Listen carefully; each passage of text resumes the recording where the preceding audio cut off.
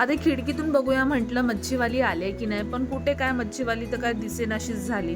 मग म्हटलं आता थेट मच्छीवालीच्या घरीच जाऊन तिथूनच छान छान फ्रेश मच्छी घ्यायची. सो मी डायरेक्ट गेली मच्छीवालीच्या घरी.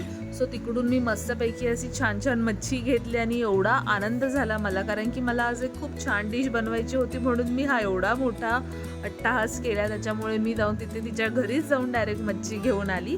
सो मग आता मच्छी छानपैकी घेतलेली आहे.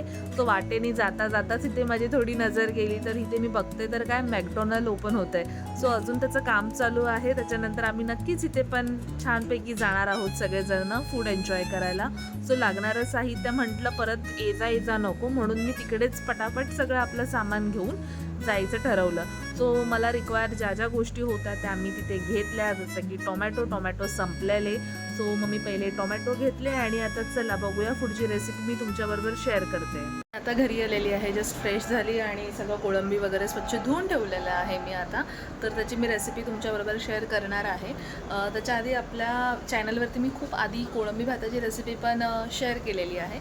तरी पण इन शॉर्टमध्ये थोडं मी तुमच्याशी शेअर करणार आहे. सो थोडंसं काही वेगळं बनवलं आहे, तर त्याची पण मी म्हणजे काहीतरी वेगळं ॲड केलेलं आहे त्याच्यामध्ये, मीही तेही तुमच्याबरोबर शेअर करणार आहे.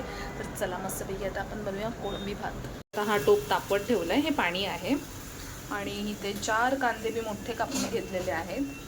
इथे कोळंबी आहे स्वच्छ धुवून घेतलेली, हा वाडा कोलम आहे.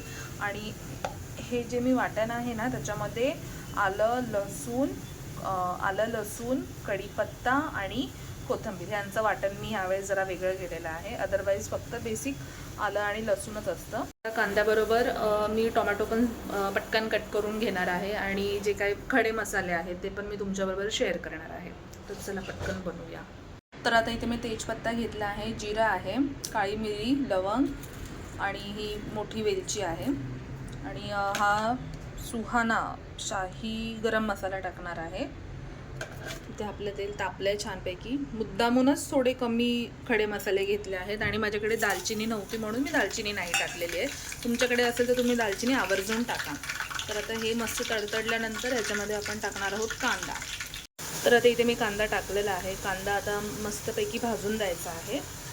त्याच्यानंतर ह्याच्यामध्ये मी हळद, मीठ आणि बटाटा थोडेसे जाड्या फोडी करून टाकणार आहे. खरं तर हे खूप आधी करायला पाहिजे होतं, बट मी ती पूर्णपणे विसरून गेली. पण आता ती प्रोसेस मी आता करणार आहे.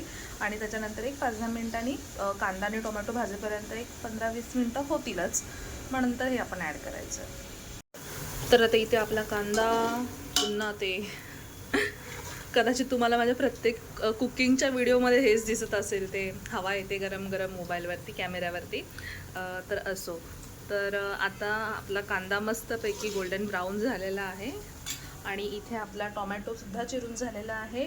आणि मी मगाशी सांगितल्याप्रमाणे हळद आणि मीठ आणि बटाटा मी ह्याच्यात ॲड केला आहे. सो आता हे करून एक हार्डली 5-10 मिनटं तर आरामातच झाले असणार आहे. सो आता आपल्याला टोमॅटो याच्यामध्ये ॲड करायचा आहे. आणि त्याच्यानंतर इथे मी 3 पेले तांदूळ घेणार आहे. हा एक्स्ट्राचा तांदूळ आहे, ह्याच्यातले मी 3 पेले घेणार आहे आणि तो धुवून 1-2 मिनटं पाण्यामध्ये ठेवणार आहे. तर आता इथे आपला मस्त टोमॅटोसुद्धा छान भाजून झालेला आहे. त्याच्यानंतर आपण ह्या 2 हिरव्या मिरच्या टाकणार आहोत. त्या मी देठासकटच घेतलेल्या आहेत. त्याच्यानंतर हा जो वाटप केलेला ना, तो आपण त्याच्यात टाकायचा आहे. आता हे एकदम सगळं व्यवस्थित लसणाचा आणि आल्याचा थोडासा कच्चापणा जाईपर्यंत ना आपल्याला छानपैकी भाजून घ्यायचं आहे. इथे मी एंडिंगला अद्रक, लसूण आणि ते हिरवं वाटण जे होतं इन शॉर्ट ते टाकलं, कारण की जर खूप आधी टाकलं असतं ना तर त्याची एक चव निघून गेली असते आणि ते सतत रोस्ट करून ना त्याचा जो कच्चापणा तर निघून गेलाच असता खरं तर, बट नंतर त्याची ती चव नसती राहिली असती, म्हणून मी ते एंडिंगला टाकलं. तर ही टिप नक्की तुम्ही पण यूज करा तुमच्या जेवणामध्ये, कधी तुम्ही काही बनवत असाल तर. कांदा टोमॅटो कापून झाल्यानंतर अद्रक लसूणची पेस्ट टाकायची.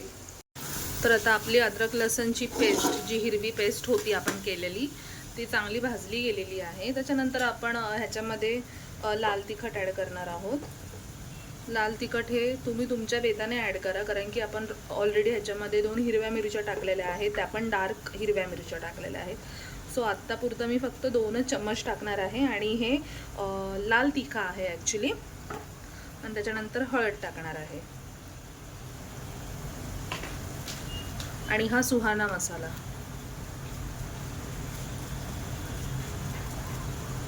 आता हे सगळं एकत्र व्यवस्थित करून घ्यायचं आहे.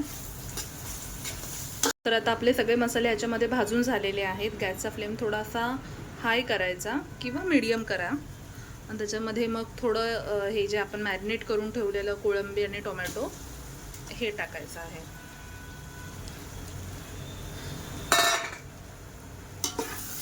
तर हे छानपैकी ना मिक्स करून घ्यायचं ह्या सगळ्या मसाल्यामध्ये आणि याच्यावरती थोडंसं म्हणजे पाणी टाकायचं आहे. त्यात 2 वाटी टाकायचं आहे, कारण की नंतर आपण जेव्हा भात ॲड करू ना तेव्हा भाताच्या अकॉर्डिंग आपण ह्याच्यामध्ये पाणी टाकणारच आहोत. पहिला आता हा मसाला आणि कोळंबी सगळं एकत्र छानपैकी भाजून घेतलं ना की त्याच्यामध्ये एखाद दुसरी वाटी पाणी टाकायचं आहे, ॲटलिस्ट थोडंसं कोळंबी शिजायला, कारण की कोळंबीला नंतर पाणी सुटतंच. त्याच्यामुळे 1 वाटी इनफ आहे.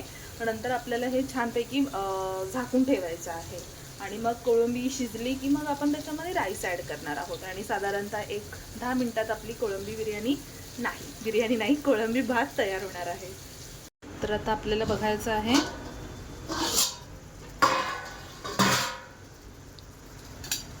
मगाशी मी 1च वाटी ह्याच्यामध्ये पाणी टाकलेलं, कारण की मसाला खाली लागू नये म्हणून. सो आता कोळंबीचं पण मस्त पाणी सुटलेलं आहे.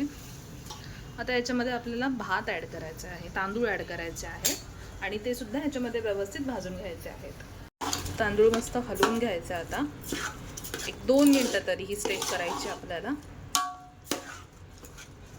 सो आता ह्याच्यामध्ये मी माझ्या अकॉर्डिंग पाणी टाकले आणि मीठसुद्धा माझ्या अकॉर्डिंग टाकले आणि आता त्याला एकदम लो फ्लेमवरती छानपैकी शिजून द्यायचं आहे. आता 5 ते 10 मिनटं झालेली आहेत आणि आय होप सो आपला भात आता व्यवस्थित शिजलेला असणार आहे. तर चला आपण बघूया आपला भात शिजला आहे की नाही.